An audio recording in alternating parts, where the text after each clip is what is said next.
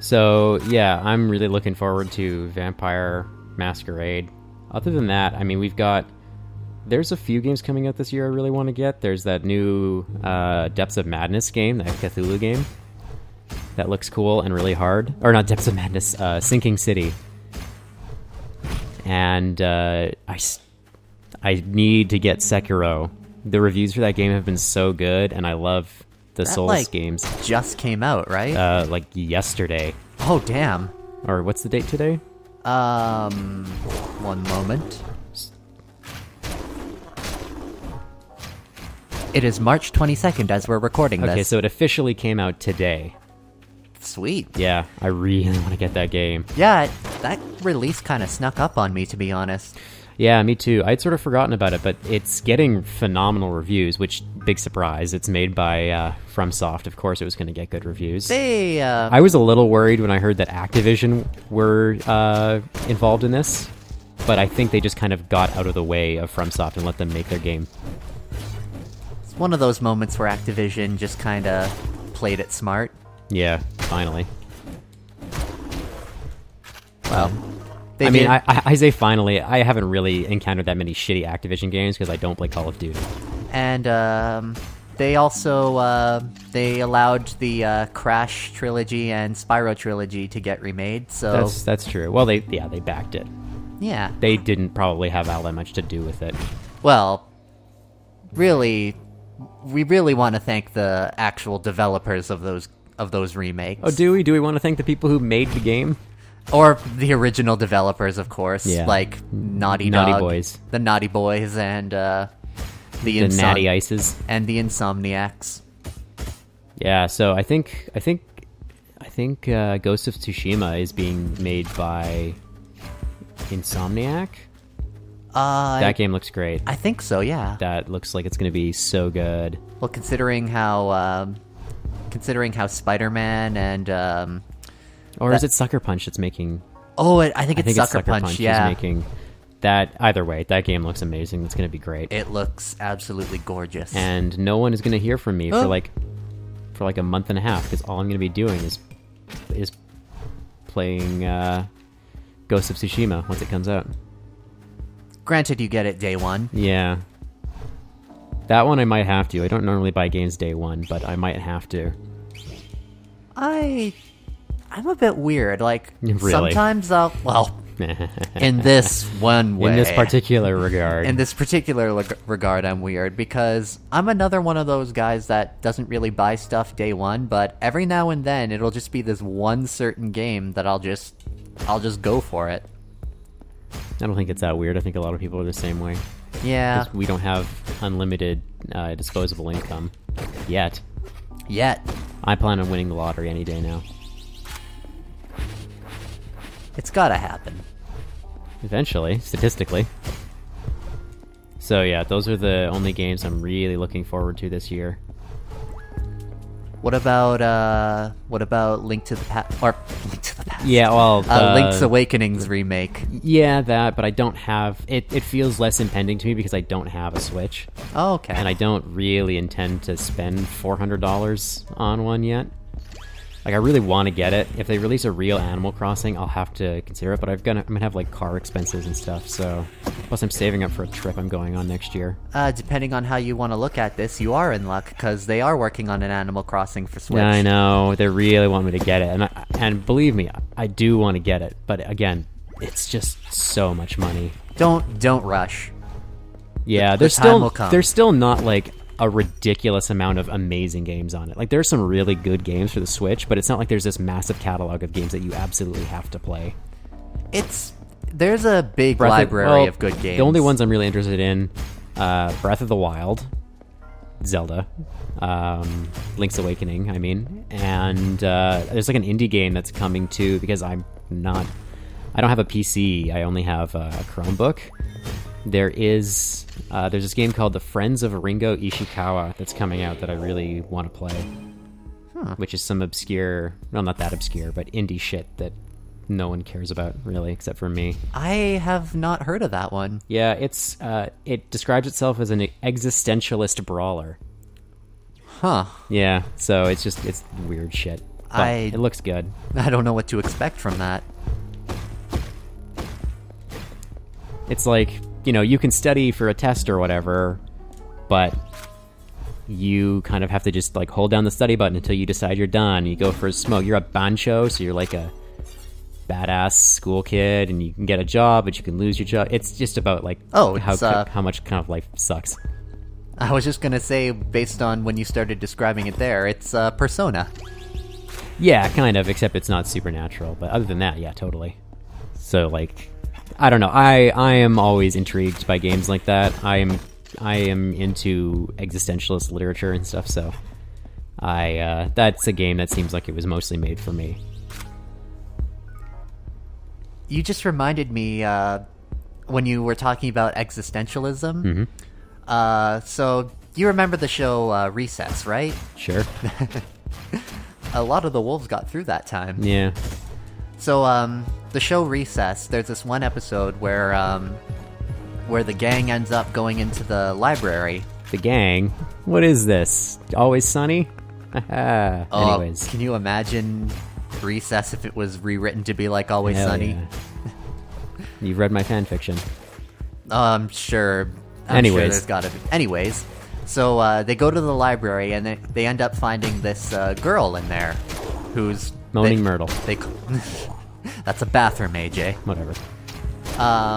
They find this girl in there, and in true Recess fashion, she's called the Library Kid. Sure. And at one point, they're trying to chase her down so they can see her. Mm-hmm. And Gretchen calls out, "Quick! Don't shout in my ear, please. Sorry. Thank you. Quick, send her, lure her over to the existentialists. There's no exit." I thought that's pretty good. It's pretty clever. Those Disney shows, they're good. The one that of course, you know, my favorite of those shows. Well, I think it's my favorite too. Yeah. The Weekenders? Weekenders is the best. Oh, I don't hear about that one a lot. I wonder if it was bigger in Canada, but not so much. I don't think that's necessarily the case. I think we just don't kind of encounter people talking about it a lot. I'm sure it was fairly popular. My brother and sister and I, we all love it. So... Well, everyone I know who's seen it loves it, so... My boss at work, I know, watched it. And it's not only that it's super well written, but it's super well animated, too. Yeah. Which, you know... Well, yeah, about as good as Disney shows at the time got. Which is not saying a lot, maybe, but yeah, it's a nice-looking show. They could be hit or miss with their cartoons. Well, because they were always done cheaply, right? The Aladdin cartoon is one that kind of sticks out the most for me. Yeah, I remember a bunch of those shows, actually. Not to say it was a bad show, it's just the animation was kind of off at times. I'm sure the show probably wasn't all that great either, though. It was passable. It existed. Although I do remember absolutely loving the Hercules show. Oh, sure. Just check my map here. Okay. So that's module 6 of 8. So I think I just have to continue... To run into walls. To run into walls, exactly. And plants. Man, those are some solid plants. Yeah. Apparently this guy's, the Drifter's sword is called a hard light sword, which is pretty cool, I think. I think it's pretty cool, too. What do you mean hard light, though? Shouldn't it be called a hyperlight sword? No, apparently it's called a hard light sword. I didn't write the game. I know. If I did, I would not be living in this basement suite. I would be living in a nice house somewhere. Uh-oh. Oh. Done got sick again. This is cool. I didn't talk to the guy this time, but he's got a story about getting trapped in a crystal, and this is how they killed one of the Titans, which is awesome. But it seems to have corrupted the whole area, so... I'm wondering if the trees are red because of all the blood. All of the Titan blood. I think they're just red. Because it looks cool. Yeah. It's aesthetic. Is it? I think so. Sure, why not? What a way to go for that Titan, though. He got crystals right through his skull. Right in the giant brain. Actually, Patrick Stewart not that one, the role-playing game, Patrick Stewart, is writing a game right now called Silent Titans, and I think it's almost out. And that's, it has to do with going inside giant sleeping titans to keep them from waking up. Whoa. Or going into their brains while they sleep or something. It's Patrick Stewart, weird OSR stuff, so it's gonna get weird. Which is, I'm a fan. That sounds pretty wild. So the Titans are like dungeons in that way? Yeah. I think you have to go in their brains and, like, get through their dreams or something. I'll have to look for the write-up on it again, but I'll pretty much buy anything that Patrick Stewart puts out because it's always really cool.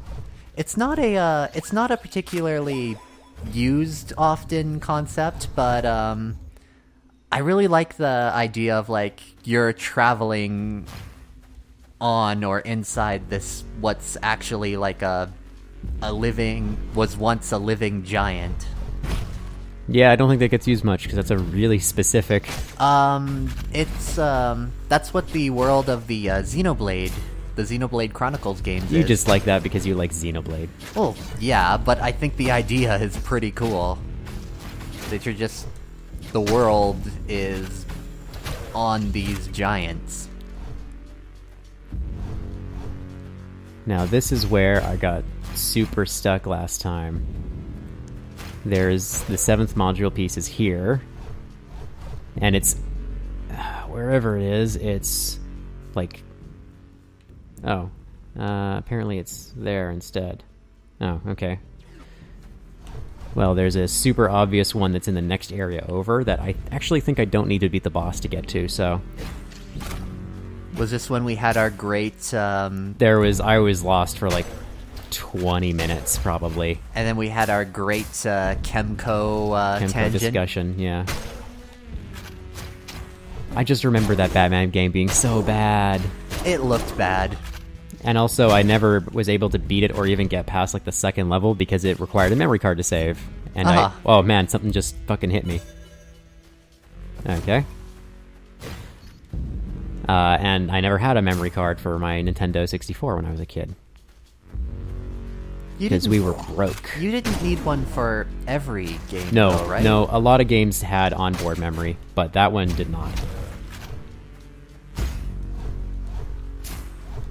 I don't know why. I think a lot of the games that were a bit cheaper ended up having needing a memory card to save. And oh, does that game look like it was made on the cheap? It was made for like 27 cents, I'm pretty sure. I think Hanna-Barbera cartoons from the 60s had more budget than that game. Well, they certainly looked nicer and they were better. I think we're totally gonna get like somebody on here who was like a huge fan of that game, and they're just gonna be like, "How dare Someone's you?" gonna fucking dunk on us for this, but whatever.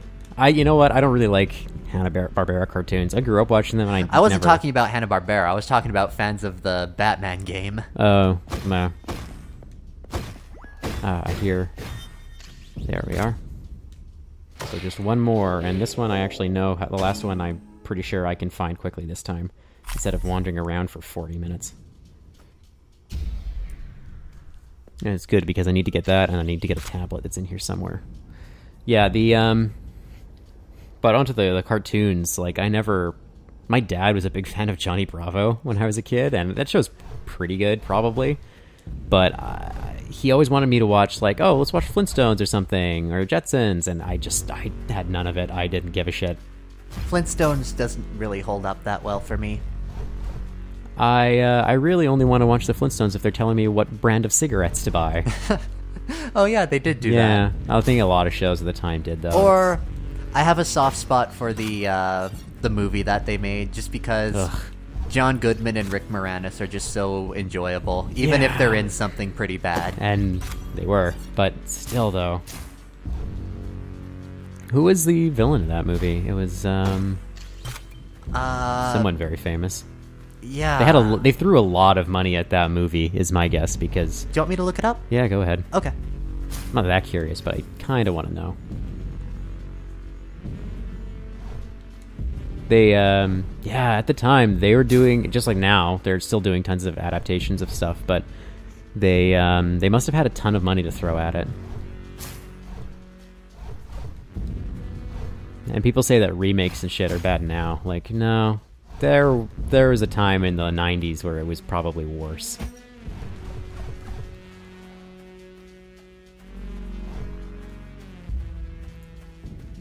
Any... It may have been... So I think the villain's name of that movie was Cliff Vandercave? Yeah, that's it. And... Who is it? Kyle McLaughlin? Yeah. That's not... I don't recognize that name. Maybe I'm thinking of the sequel, which is entirely possible. Oh yeah, they did make a sequel. Viva Rock Vegas, baby. Of course! Oh, my headphones fell off. I thought it sounded like you were just upchucking something there. Yikes. I was suddenly super concerned that you were going to vomit all over my microphone. Oh, if that were to happen, I would run for it. Yeah, because we got these 12-foot long audio cables, so. But back to that movie though. I think they had as Barney in that one, they had Was it Freddie Prinze Jr.? No, it was... No, someone kind of looks like him. It was one of the Baldwins. Oh, God, that's even worse. Oh, what... I can't remember what his first name was, though. Christ. It doesn't really matter which one. But, anyways, it was probably his best role, because he did a pretty good Barney Rubble impression. It wasn't Stephen Baldwin, was it? I don't think it doesn't really matter. I think it was the same one that was in another terrible movie from the 90s. He was the one that was in Biodome. Oh, I never saw that movie. You're not really missing out. No kidding. It's Pauly Shore and one of the Baldwins. Which one? Doesn't matter. It's a Baldwin. Their performances are inconsistent at best. I think it's probably only really Alec that has the good ones, Alex. Wait, or is it Alec? It's Alec. Okay. I thought you were just making a goof there. No, I honestly... What do I know about the Baldwins? To be honest, I don't know that much about them either. I just remember... Our parents come from a time where they were more relevant. Although Alec Baldwin's Donald Trump stuff is on SNL. Still, currently. I think they're still doing that stuff, so... They still got him playing it? I think so, and I think he said he's going to keep doing it until he comes on the show, which is a great call-out. Well, he does do a pretty good impression in that regard. He does, yeah. Boy, you didn't want to get political, but we were going to get some... We're going to be hearing all sorts of things from people, probably. That is about as political as I'm willing to get on this show. Just talking about somebody's... Well, I'm not going to make you get political, but I'm going to get super political. And I'm going to try to stop you from getting very political. Nope, not going to happen. The most political thing I have to say today is that if you're not angry, you're not paying attention. Oh, well, I am angry. That's why I don't want it leaking into our fun Let's Play. This is supposed to be fun. So far, this is not fun for me. Okay, so I missed... Hey, guess what I just... Oh, wait, did I? I may have to beat the boss. Don't you have to beat the boss to get the last module? I think I did. I just opened up a thing, and I don't know if I got the key for it.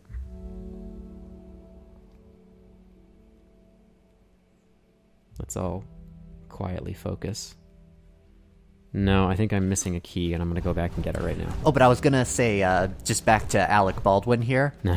What I remember him... Something that no one's ever said before. Go ahead. What I remember him most for was when he played Mr. Conductor in that Thomas the Tank Engine movie. Did you actually see that movie? I did see it.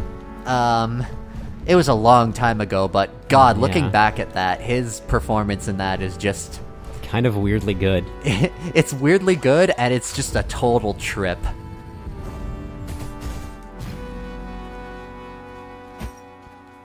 My favorite part is when he starts talking to the audience like, hey, you did this for me. That always freaks me out in kids' shit. Like, when I was a kid, that stuff always weirded me out, and I hated it. Just those fourth wall breaking moments. Yeah, never liked it.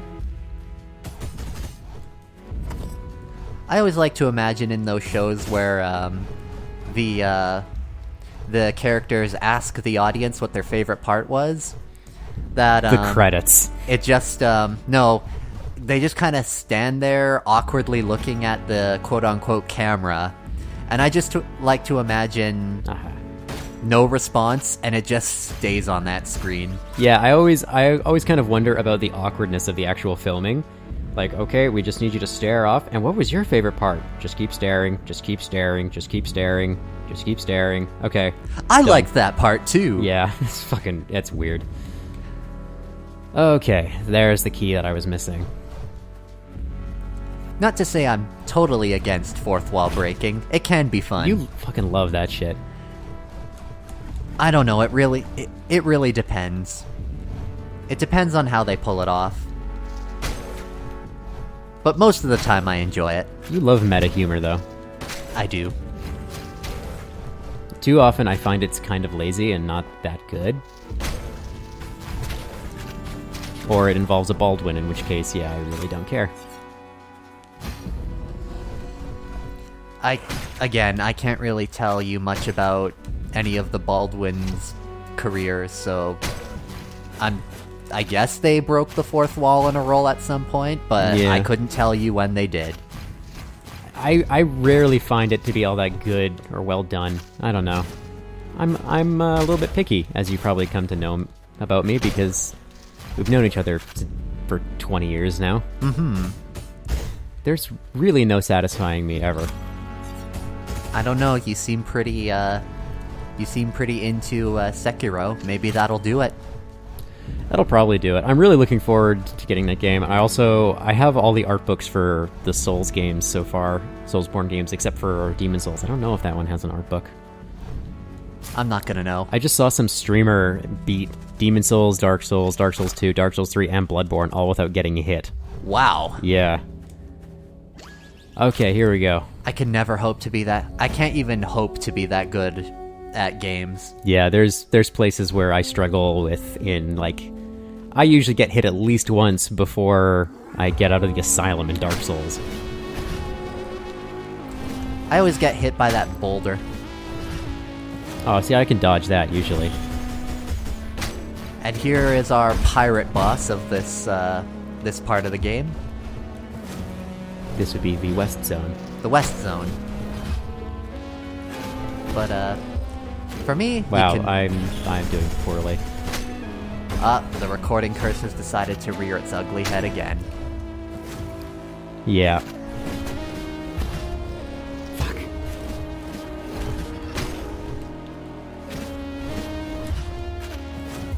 Yeah, this is maybe not going to be my best run. Fuck off.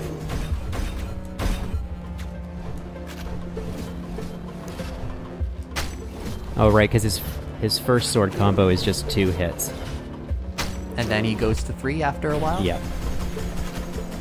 And then he does this, twice. There we go. Hey, you didn't One die. shot, alright. Ooh, what a way to go. See, this proves to people that I'm not totally full of shit, and sometimes I'm good at this game.